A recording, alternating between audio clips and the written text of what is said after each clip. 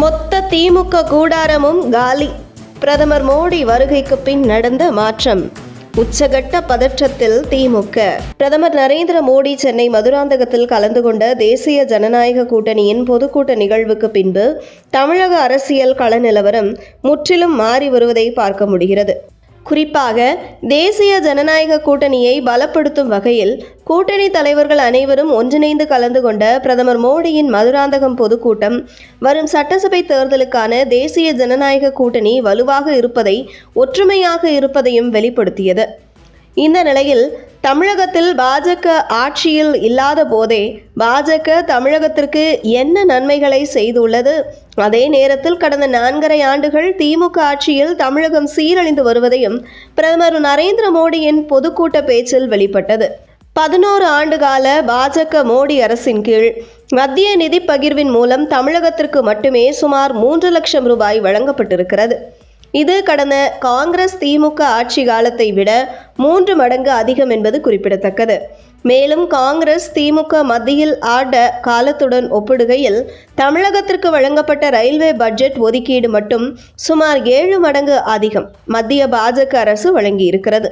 மேலும் முத்ரா திட்டத்தின் கீழ் தமிழகத்திற்கு மட்டும் சுமார் 3 லட்சம் கோடி ரூபாய் கடன்களை வழங்கியுள்ள பாஜக அரசு மேலும் 60 லட்சத்திற்கும் அதிகமான கழிப்பறைகள் தமிழகத்தில் கட்டி கொடுக்கப்பட்டுள்ளது. 1 கோடிக்கும் மேற்பட்ட வீடுகளில் குடிநீர் இணைப்பும் வழங்கப்பட்டிருக்கிறது. குறிப்பாக தமிழ் கலாச்சாரத்தையும் பாரம்பரியத்தையும் போற்றி காக்கும் வகையில் ஜல்லிக்கட்டு மீட்க மத்திய பாஜக அரசு முக்கிய காரணமாக இருந்தது. இப்படி தமிழகத்தில் பாஜக ஆட்சியில் இல்லாத போதே இந்த அளவுக்கு தமிழகத்திற்கு வாரி வழங்கி கொண்டிருக்கையில் தமிழகத்தில் பாஜக ஆட்சி அமைந்தால் இன்னும் என்னென்ன நன்மைகளெல்லாம் கிடைக்கும் என்கின்ற மனநிலைக்கு தமிழக மக்கள் வந்துவிட்டார்கள். அதே நேரத்தில் கடந்த 4.5 ஆண்டு திமுக ஆட்சியில் சட்டம் ஒழுங்கு சந்தி சிரித்து வருகிறது. ஒரே குடும்பத்தின் நலனுக்காக ஊழல் தலைவிரித்து ஆடுவதையும் பார்க்க முடிகிறது.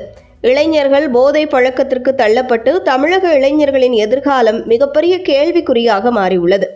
மேலும் தமிழக கலாச்சாரத்திற்கு எதிராக செயல்பட்டு கொண்டிருக்கும் திமுக தமிழர்களின் சுமார் 100 ஆண்டு கால கோரிக்கையான திருப்பரங்குன்றம் மலை மீது உள்ள கார்த்திகை தீபத்தூணில் தீபம் ஏற்ற நீதிமன்றம் உத்தரவிட்டும் அதை செயல்படுத்தவில்லை.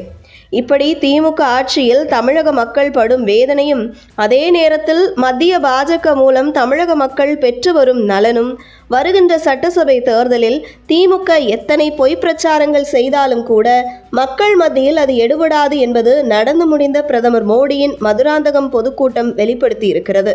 மேலும் பிரதமர் மோடியின் இந்த பொதுக்கூட்டத்திற்கு பின்பு திமுக கூட்டணியினர் மத்தியில் ஒருவித பயத்தை ஏற்படுத்தி இருக்கிறது என்கிறார்கள் அரசியல் விமர்சகர்கள். குறிப்பாக திமுக கூட்டணி பலத்துடன் கடந்த தேர்தலில் தொடர் வெற்றியை பெற்று வந்த நிலையில் தற்பொழுது தேசிய ஜனநாயக கூட்டணி வலுவான கூட்டணியாக அமைந்துள்ள நிலையில் திமுக கூடாரம் ஆட்டம் கண்டிருக்கிறது.